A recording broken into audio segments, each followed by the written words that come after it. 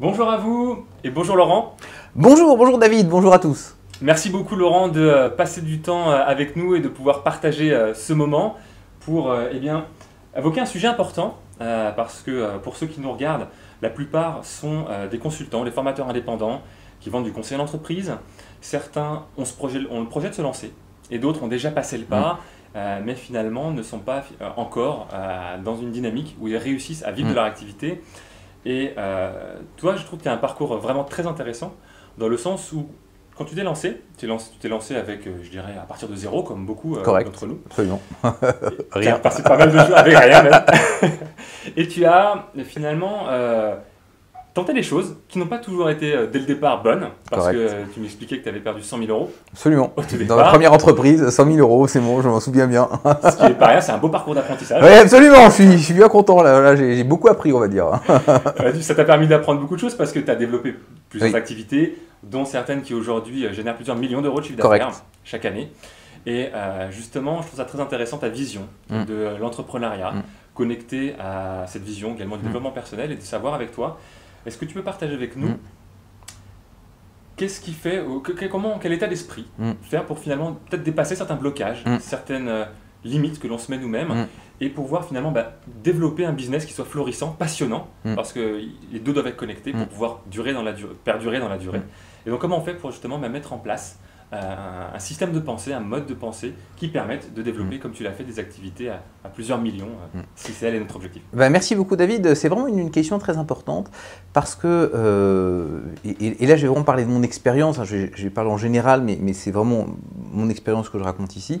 Quand on se lance, on est toujours sur des techniques. Ah oui, la technique de vente.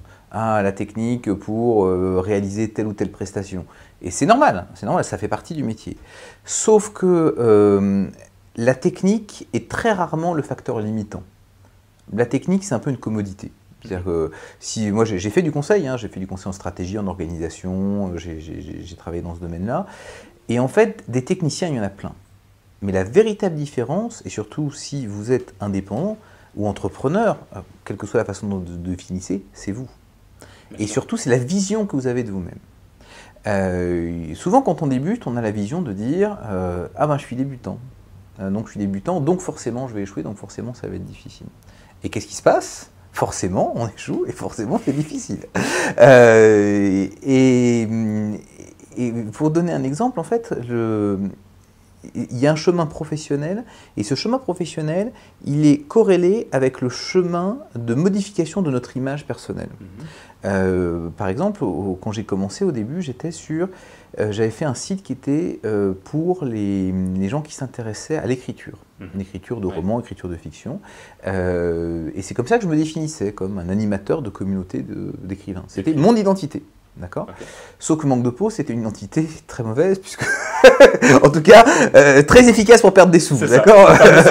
Voilà, donc quelque part, pourquoi est-ce que j'ai perdu ces 100 000 euros? C'est pas pour des questions de technique, c'est pas pour des questions de... Enfin, il y avait tout ça, mais à la base, j'avais cette définition de moi-même, et c'est ça qui m'a fait en fait continuer trop longtemps, parce que j'avais du mal à lâcher cette identité-là. Parce que quelque part, notre business devient notre identité. Bien sûr, surtout quand effectivement on est en indépendant, on vend son savoir-faire, on est très connecté sur nous-mêmes. Exactement. Et donc forcément, on n'est pas en train de vendre un produit, exactement. On vend quelque chose de physique, et on est très connecté justement. Exactement. Je donne un autre exemple avec quelqu'un qui est un de mes amis ou de personnes que je coach, qui définit son identité comme fournir un certain type de service à des experts comptables. D'accord. Sauf qu'en fait, il reconnaît lui-même que ce service, il est secondaire, c'est pas dans les priorités, donc c'est beaucoup plus lent, beaucoup plus difficile. Mais par contre, il reste dessus. D'accord. Et je lui ai dit, mais pourquoi est-ce que tu ne regardes pas différemment? Pourquoi est-ce que tu ne vas pas directement sur le marché le plus intéressant? Parce que pour lui, c'était son identité. C'est comme ça qu'il se voyait. Et comme son identité, c'est quelqu'un d'être très innovant, donc il fait une publicité qui est innovante, mais les experts comptables, ils sont plutôt casaniers. Donc en gros, il fait un truc qui n'a rien à voir avec ce que les gens attendent, mais parce que c'est son identité. D'accord. Donc cette question d'identité, en fait, elle transparaît partout. Dans nos services, dans la façon dont on définit notre stratégie, dans la façon dont on va la communiquer. Et c'est soit le plus grand accélérateur pour votre business, soit c'est votre plus grand frein. Souvent, on est notre propre ennemi. Tout à fait. Pour donner un exemple qui m'appartient, au début, donc après avoir perdu ces 100 000 euros, j'ai quand même recommencé comme un fou. Et donc, au début, je vendais des produits de développement personnel, donc je me définissais comme auteur en spiritualité. Et ça m'a bloqué très longtemps. Je suis resté attaché très longtemps en fait, à un produit, parce que j'étais ce produit. Peut-être que vous, dans votre cas, vous avez une chose que vous considérez votre spécialité, vous ne vendez que ça. Et que si votre client vous identifie d'autres besoins et qu'il commence à vous en parler, peut-être que ça vous fait peur parce que c'est votre expertise et vous avez du mal à passer de l'autre côté. À écarter, à élargir un petit peu Exactement, le périmètre. Exactement. Il y a cette peur d'être un peu dilué, de ne pas être le meilleur là-dedans. Ou crédible, effectivement, tout à fait. Directement dans ce domaine. Puis après, ça a été une gamme de développement personnel. Je me suis attaché au sujet de développement personnel. Puis après, j'ai commencé à aller dans d'autres sujets. Puis je me suis attaché à mon entreprise. Et c'est seulement à partir du moment où j'ai réussi à me décoller de tout ça, que je n'étais pas uniquement un auteur en développement personnel, que je n'étais pas uniquement le gestionnaire d'une gamme de produits, que je n'étais pas uniquement un responsable d'entreprise, que je me suis autorisé en fait, à créer plusieurs entreprises autour de toutes les choses qui m'amusaient. Et là, on en vient à un point qui est absolument fondamental, justement pour passer ça, parce que le reconnaître, c'est une chose, d'accord ? Comment, effectivement, la question, c'est comment on passe. Ça, ouais. Alors, il y a une phrase que moi j'aime bien, qui est le fake it till you make it. C'est en gros faire semblant tant qu'on n'y est pas arrivé. Faire comme si, quoi. Faire comme si, voilà. Et c'est pas du tout manipulatoire, c'est pas du tout mentir, mais c'est de dire, imaginons que je sois l'expert absolu du sujet. Ce que je vais devenir. Mais imaginons que je parle à mon client comme ça, plutôt que comme le débutant qui est là, qui hésite. Comment je parlerais ? Exactement. Exactement. Et je mets dans les bottes de l'expert, du consultant qui a plein de trucs, qui a réalisé plein de missions, etc. Et là, d'un seul coup, en jouant à ce jeu-là, évidemment, il ne s'agit pas de mentir ou de dissimuler quoi que ce soit, mais juste dans l'attitude, dans ce jeu de rôle qui est de même qu'on met un costume, ben là, on met un espèce de costume mental. Oui, tout à fait. Pas pour mentir, mais c'est juste parce que ça fait plus chic, chic, quoi. Dans l'attitude, dans la posture, exactement. Dans l'état d'esprit exactement. du consultant. Exactement. Oui, c'est super intéressant parce qu'effectivement, ça rejoint, je crois que c'est Nicolas Sarkozy, qui, des années avant d'être président, faisait tous les matins un rituel face à la glace comme si il était déjà président. Bah, c'est tout à fait ça. Parce qu'il se mettait dans cette dynamique-là, parce qu'il voulait, de toute façon, c'était son objectif et c'était pour se mettre lui-même dans cette posture, dans cette dynamique et dans cette attitude. Et donc c'est le fake it till you make it. Et quand on regarde les parcours des stars, des chefs d'entreprise ou autres, ils ont tous se souvenir de leur premier concert, leur premier truc. Le jour où un chirurgien cardiaque opère son premier patient, ben, il est comme ça, hein, mais il ne faut pas que ça tremble. Ouais, c'est sûr. Donc il fait comme s'il avait des années d'expérience. Donc c'est fake it till you make it. Maintenant, quelle est l'énergie qui permet de faire ça ? D'accord ? Je vais y répondre, mais avant, je veux juste mentionner un petit point qui est important. Comment est-ce qu'on fait pour créer cette identité ? Parce que justement, on ne l'est pas, donc comment on fait pour la créer ? Oui, pour savoir, effectivement, pour faire comme si on valait cette identité, il faut d'abord la définir. Exactement. Et en fait c'est beaucoup plus simple que ce que tu dis. C'est pas la définir, c'est simplement l'émuler, c'est simplement l'imiter. C'est-à-dire qu'on va dire, est-ce qu'il existe dans ma profession quelqu'un qui a les qualités que je recherche ? Ça peut être un mentor, ça peut être quelqu'un dont on va regarder des vidéos, par exemple. Peut-être que des gens qui sont intéressés par le fait d'avoir confiance, de générer la sympathie et autres, vont regarder comment tu fais toi, par exemple. Tu vois, ça peut être ça. Et à partir de là, on dit, ah, voilà comment il fait, et je vais essayer de refaire comme il fait. Et ce qui est très important, c'est de ne pas prendre juste une personne, mais de prendre plusieurs personnes, en disant, bah tiens, David, je vais prendre son côté sympathique, sa pêche, son enthousiasme. Et puis telle personne, je vais prendre la façon dont elle fait bien ses lettres de proposition de mission. Donc on prend en fait tout un tas de héros, et on va utiliser ces différents héros pour se constituer notre propre identité de héros. D'accord. C'est un sujet que tu abordes, hein, la légende personnelle, le chemin du héros. Et bien là, pour construire le chemin du héros, il faut se positionner sur quel héros on veut devenir. Et ce héros, il va avoir différentes qualités qui viennent d'autres héros dans notre environnement. C'est un petit peu comme l'exercice qu'on faisait quand on était petit, on découpait les magazines, on prenait les yeux qu'on mettait là, l'oreille d'un tel qu'on mettait là, et on faisait notre... C'est exactement ça. Et on fait notre vie peut-être. Oui, exactement. Et on fait notre héros idéal. D'accord, je comprends. Et ça, c'est vraiment important, parce que c'est ça qui, au lieu d'essayer de le créer, comme tu le définis, comme tu le disais, ou de le définir à partir de rien, en fait, ça existe déjà. On a autour de nous tout un tas de héros. Alors, parfois, ils viennent d'endroits où on les attend pas. Par exemple, on peut aller faire notre pain, on peut acheter notre pain tous les matins Et le boulanger, il est mais super sympa. Il arrive à construire une relation comme ça, on se dit, tiens, ça c'est vachement intéressant. Si j'arrivais à avoir la même qualité de relation avec, je sais pas, le CEO de telle entreprise ou autre, ce serait intéressant. Donc comment il fait? Tout à fait. Donc tu vois, en fait, on est entouré d'enseignants. Bien sûr. C'est juste qu'on les voit pas. On met pas notre focus dessus. Exactement. Alors ça, c'est la façon dont on construit. Donc pour résumer ce qu'on dit, hein, premier élément, peu importe d'où on part, l'important c'est où on veut aller. On peut déjà avoir une vision très claire de l'endroit où on veut aller à partir des héros qui nous entourent et s'inspirer de leurs différents traits. Chaque élément voilà. que nous on veut mettre en place. Exactement. Dans notre personnalité, Et pratiquer à partir de là et essayer de coller le plus possible à la façon dont il fonctionne. Donc le fake it till you make it. Faire semblant, jouer à être avant d'être. C'est ça qui nous permet, quelque part, ça nous donne un truc qui nous tire. Tout à fait. Et puis à un moment, on se rend compte qu'on ne joue plus du tout parce qu'on l'est vraiment. Parce qu'en fait, on met effectivement, je dirais, la projection là où on veut aller. Exactement. On donne une direction. Exactement. Et après, tout ce qui va se rapprocher à cette direction, on va le percevoir parce qu'on a mis le focus sur quelque chose de particulier. C'est tout à fait ça. C'est la théorie de la 406. D'accord, c'est ça. Je connais pas, d'accord, vas-y. Enfin, c'est une théorie je nomme ça pourquoi? Parce qu'en fait, est-ce qu'il est déjà arrivé d'acheter une voiture et le jour où tu l'achètes, tu la vois partout? C'est correct, ouais, c'est ça. Moi, il m'est déjà arrivé ça, c'était avec la 406 de mes parents. D'accord, et tu avais les 406 partout. Et j'ai vu les 406 partout. Et c'est la même chose. Compris. Effectivement, quand tu mets le focus sur un point, ton cerveau te ramène tous les éléments par Absolument. Donc, ok, le fake it until you. Voilà, le fake it till you make it. Et alors maintenant, la dernière question de ça, c'est ok, tout ça c'est bien beau, je comprends, je suis là, il faut que j'aille ici, je comprends comment je constitue ça, mais qu'est-ce qui va me donner l'énergie de franchir ce pas? D'accord. C'est pas si simple en fait de pouvoir à comprendre, c'est simple, mais à faire comment. En fait, quelque part, on met en place non pas une fausse identité, mais on met en place une identité projetée. D'accord. On l'a en nous puisque c'est ça qu'on a envie de devenir, mais on ne l'est pas encore. Un peu comme un enfant qui essaye de marcher, il va monter un peu comme ça. Il fait pas semblant, il ment pas parce que de toute façon il va marcher, mais c'est un peu hésitant, c'est un peu comme ça. Il faut beaucoup d'énergie pour se lever. Tout à fait. Moi, j'ai mon meilleur ami qui fait du tennis, il regarde des vidéos de Roger Federer parce qu'il aimerait bien avoir un coup droit, mais c'est pas pour mentir, c'est parce que il essaye d'obtenir effectivement de s'améliorer dans cette direction. Il va aller dans cette direction-là, mais ça demande beaucoup d'énergie. Il s'entraîne beaucoup, ton copain, je pense. Et puis à chaque fois, donc qu'est-ce qui donne cette énergie-là? Et on va partir de l'exemple de ton copain. Pourquoi est-ce qu'il regarde ces vidéos? Parce qu'il a envie de se sentir bien, il a envie de progresser et il a envie de ressentir qu'il est dans le bon mouvement et qu'il est. Et au fond de ça, pourquoi est-ce que c'est important pour lui de progresser en tennis? Pourquoi c'est important pour lui de progresser? C'est une bonne question. Il y a plein de trucs à faire dans la vie, tu vois. Oui, bien sûr. Parce que ça, c'est ce qu'il. Voilà, il adore ça, ça lui procure beaucoup de plaisir à jouer et il aimerait. Et là, tu as dit le point important, c'est le plaisir.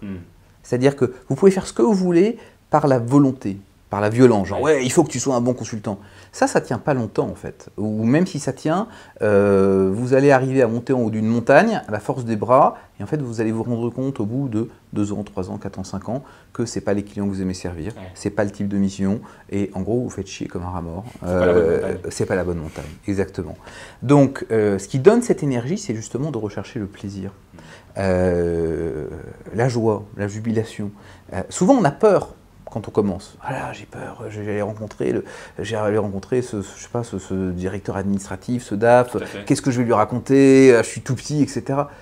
Ça c'est normal, c'est un mécanisme de défense de notre cerveau. On se protège quelque part. Exactement. Mais on peut faire autrement en disant, qu'est-ce que je vais trouver d'excitant, de satisfaisant, de plaisant dans la discussion que je vais avoir avec lui?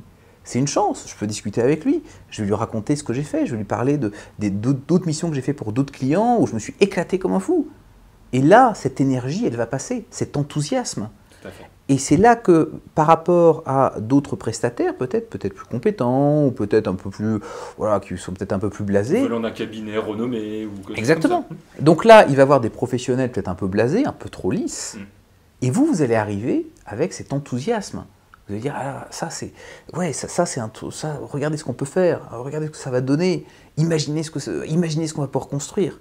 Et là, vous allez sortir d'un terrain où vous ne pouvez pas être en compétition, c'est-à-dire que vous passez à des armées de professionnels qui ont 10, 15 ans, 20 ans d'expérience, vous ne pouvez rien faire. Oui. Par contre, justement, ce que vous pouvez apporter, c'est ce qu'eux ne peuvent pas apporter, c'est cet enthousiasme, c'est cette énergie, c'est ce côté innovant, c'est ce côté créatif, c'est justement tout ce qui vous fait plaisir là-dedans.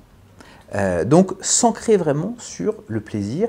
Et en fait, le plaisir, il vient de 2 sources. Il vient d'une notion de vision, c'est-à-dire en disant, si on faisait cette mission, ce serait tellement fun.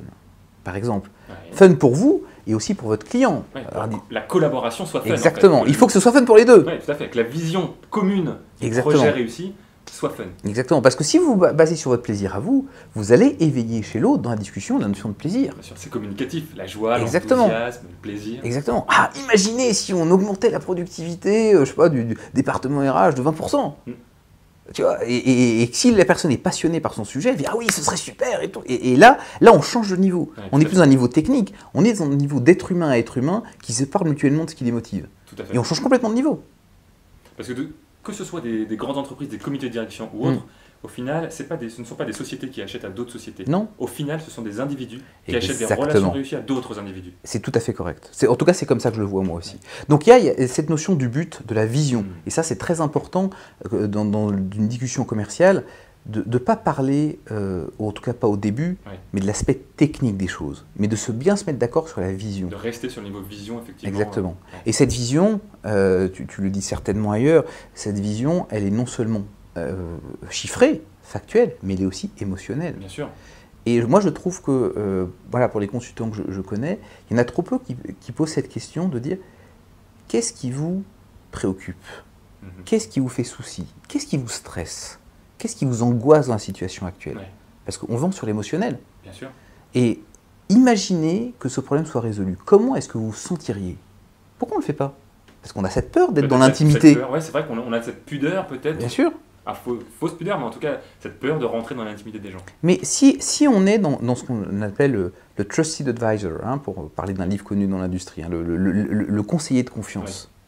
Un conseiller de confiance, c'est quoi? Est-ce que c'est quelqu'un qui parle d'une technique? Ou est-ce que c'est quelqu'un qui est capable de regarder un dirigeant les yeux dans les yeux en disant « Là, je ne te sens pas bien, comment ça va vraiment ?» Parce que le dirigeant, à qui il peut parler de ça? Il ne peut pas en parler à son boss, parce que son boss va dire « Attends, c'est bon, fais ton taf. » Il ne peut pas en parler à ses il peut pas en parler à ses subordonnés parce qu'il sait que voilà, l'inconfort, etc., c'est communicatif. Il ne peut pas en parler dans sa famille parce que tout le monde n'a rien à foutre.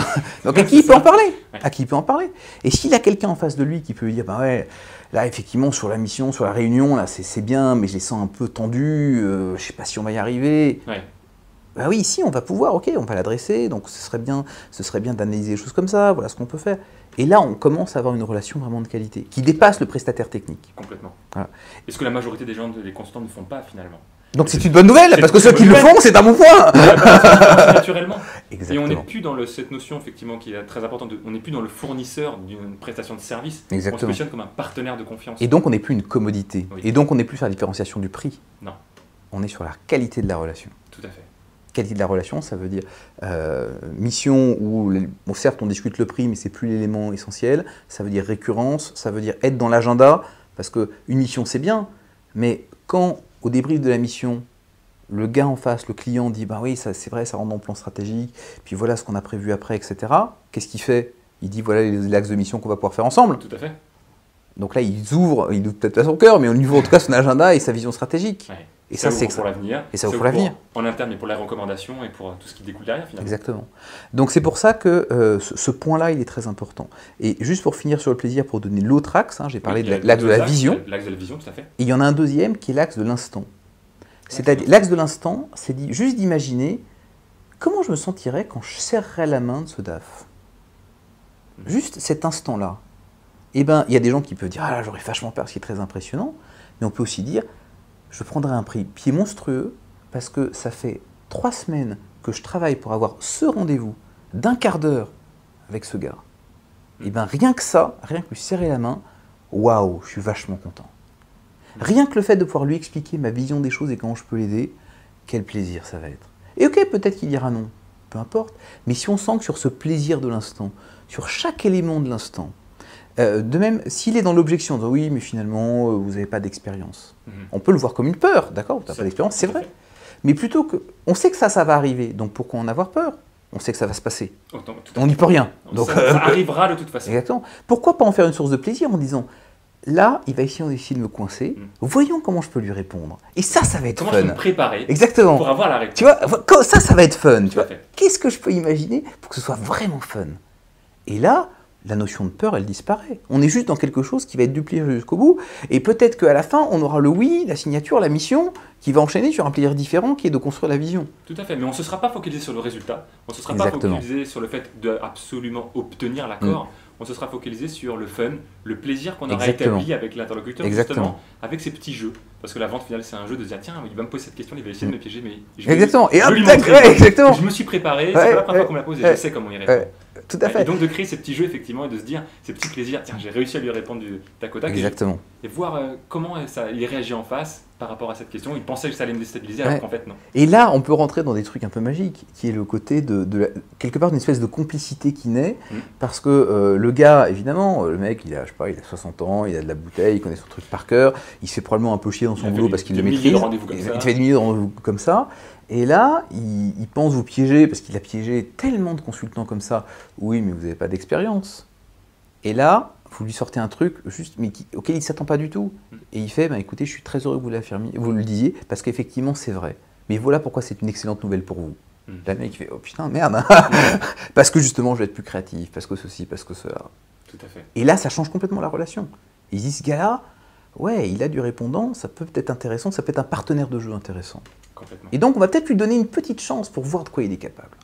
Parce que là, on n'est plus du tout positionné effectivement sur cette notion de fournisseur, on se positionne vraiment comme le partenaire. Exactement. On est capable de se mettre à côté, là où on ne nous attend pas. Bien sûr. Et donc, du coup, d'être dans la relation, d'être dans l'amitié professionnelle. Bien sûr. J'aime bien parler d'amitié professionnelle à ce titre-là, effectivement, et ça permet de montrer qu'on a cette capacité aussi de recul et de préparation, parce que si on est capable de préparer à ça, finalement, on peut...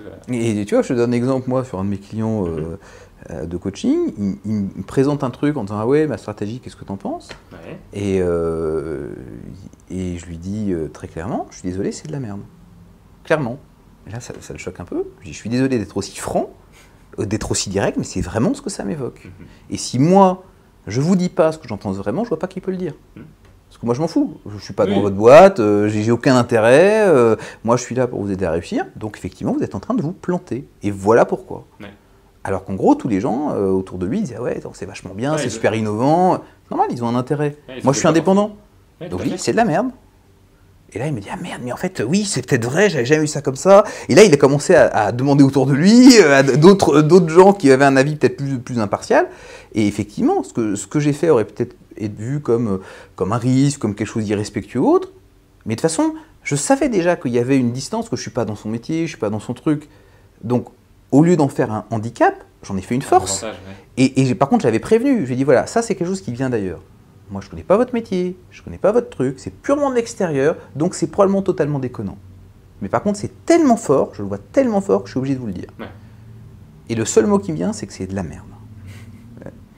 Non mais ça, c'est forcément fort, c'est déclencheur, ça fait une prise de recul, parce que c'est ça aussi cet avantage de pouvoir, tu lui rapportes un regard extérieur, une prise de recul qui permet de voir finalement l'objet d'un autre angle, d'avoir un autre éclairage et peut-être de voir la situation en 3 dimensions alors qu'avant il la voyait qu'à plat. Et moralité, rien qu'avec ça, il m'a présenté dans un mail qu'il a envoyé à son board le lendemain, il m'a dit voilà, d'après Laurent Chenot, mon mentor marketing, voilà ce qu'il faut réfléchir.